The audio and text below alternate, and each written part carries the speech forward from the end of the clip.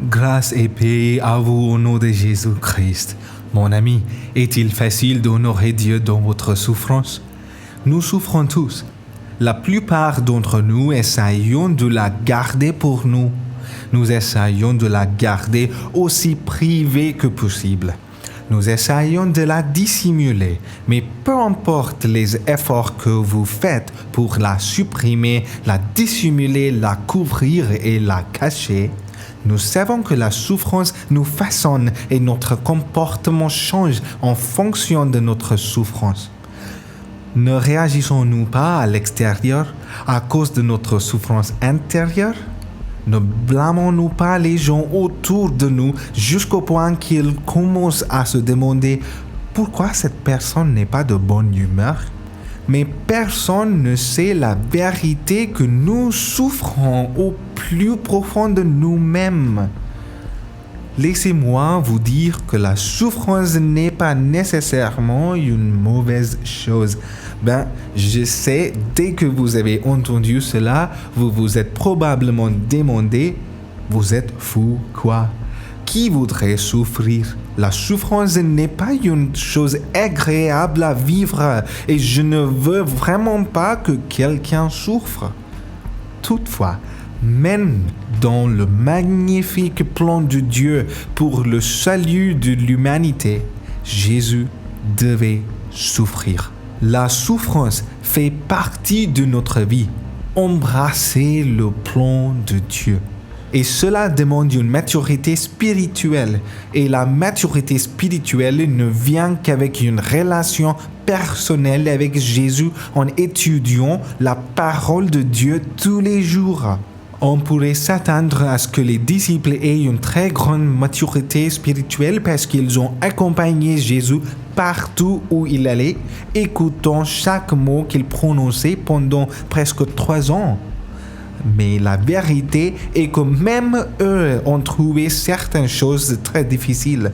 Par exemple, dans l'évangile de Marc, le chapitre 8, verset 33, nous voyons Jésus parler à Pierre en disant « Tu ne penses pas comme Dieu, mais comme les hommes. » Juste avant cela, dans le même verset, Jésus dit à Pierre « Va-t'en, passe derrière moi, Satan. » Pourquoi Jésus a-t-il appelé Pierre Satan? Pierre n'était-il pas l'un de ceux qui étaient très proches du Seigneur? Oui, Pierre, Jacques et Jean étaient proches de Jésus. Et pourtant, Jésus réprimandait Pierre parce qu'il voyait les choses d'une manière mondaine.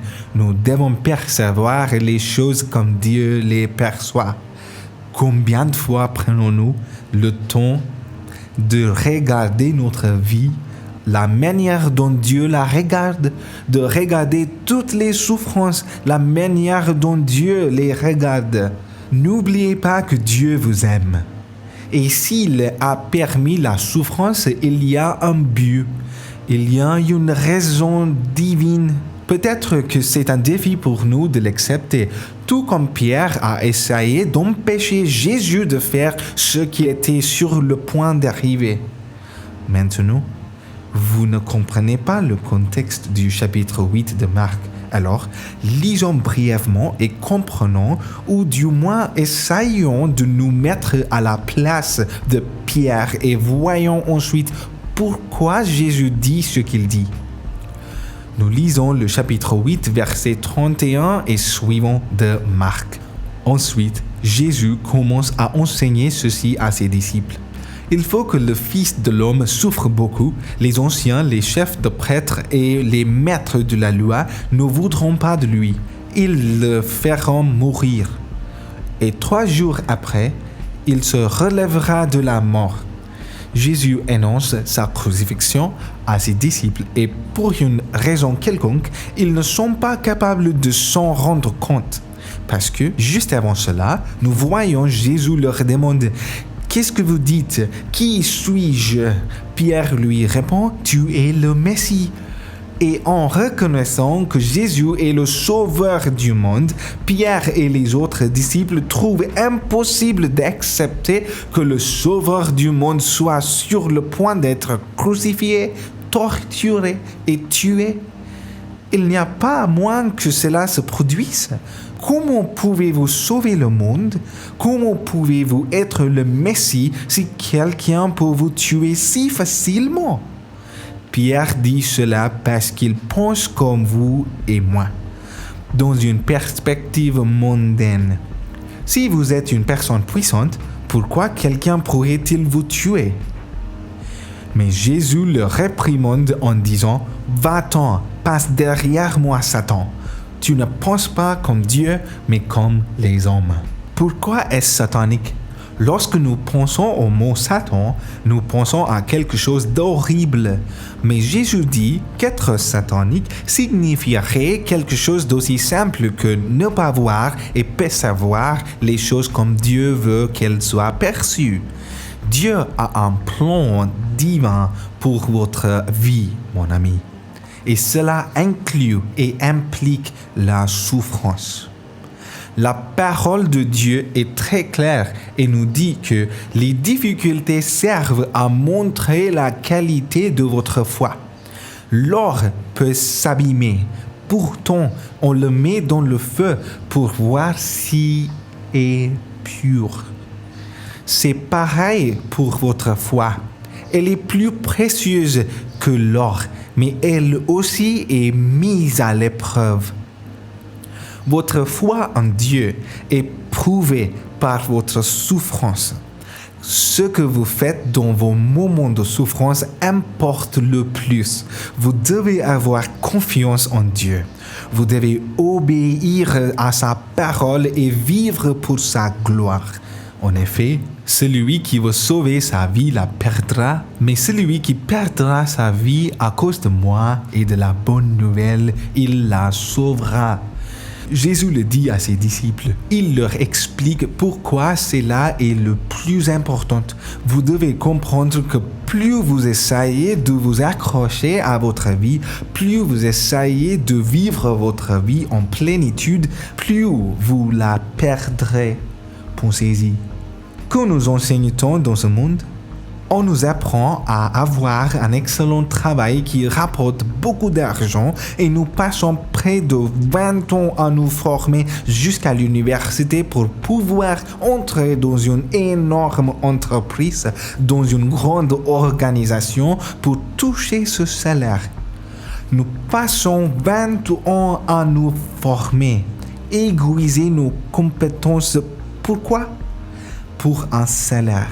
Et dites-moi, si quelqu'un est malade, ce salaire peut-il le sauver? C'est le problème de cette vision du monde quand nous voyons les choses et les percevons comme le monde veut que nous les percevions. Nous sommes mal orientés, égarés et nous vivons pour de mauvaises raisons. L'âme est très précieuse. Chacun de nous a reçu sa propre âme. Dieu nous a prêté ses âmes. C'est ainsi que je voudrais le dire. On vous donne la vie. Et avant que cette vie se termine, nous devrions retrouver notre chemin vers Dieu. Et il n'y a qu'une seule façon de s'en assurer en vivant dans l'obéissance à la parole de Dieu. Et pourquoi cela? Nous lisons dans Marc 8, 37. Qu'est-ce qu'on peut payer en échange de la vie? Y a-t-il quelque chose qui vaille plus que votre âme? Il n'y a rien en ce monde qui vaille plus que votre âme.